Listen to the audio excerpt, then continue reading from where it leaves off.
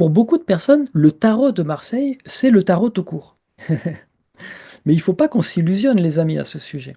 Le tarot de Marseille, aussi profond soit son programme pictographique, pictural, hein, aussi génial, aussi tout ce que vous voulez, moi je suis le premier à adorer ça.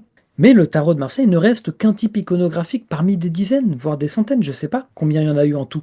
Je pense que juste dans les tarots qu'on a répertoriés et connus, il doit y avoir déjà ouais, des dizaines de styles iconographiques, donc imaginez avec tous les exemplaires qui ont été perdus, quoi.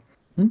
C'est un type iconographique, ce qu'on appelle tarot de Marseille. Ça n'a rien à voir avec la ville de Marseille. Hein, c'est comme si on pensait que le cochon d'Inde avait quelque chose à voir avec l'Inde, ou si les Indiens ont à voir avec l'Inde. Ça n'a rien à voir. C'est simplement que les gens qui les ont découverts, ils se croyaient en Inde. Donc ils ont dit, voilà un Indien, et ce petit rongeur, c'est un cochon aussi qui vient d'Inde, parce que je suis en Inde. Et ça n'a rien à voir. Mais on continue de dire cochon d'Inde. Ben, tarot de Marseille, c'est pareil. Le tarot de Marseille, ça n'a rien à voir avec la ville de Marseille.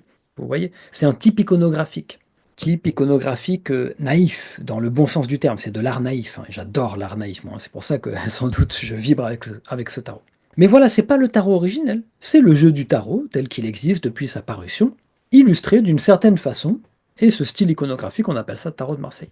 Mais le tarot a 6 siècles d'histoire, et puis 2 siècles avant que ne naisse le tarot de Marseille, le tarot existait déjà. Vous voyez, important comme rappel.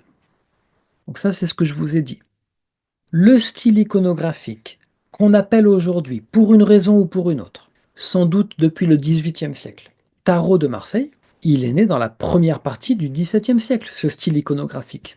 Il est né en France avec des racines italiennes, milanaises, il y a les inspirations, hein. En passant par Lyon, sans doute, hein, c'est une hypothèse qui se tient très bien. Mais voilà, c'est ce que je vous ai dit, pendant 2 siècles, avant ça, le tarot, lui, il a vécu, il n'a pas attendu le tarot de Marseille, quoi.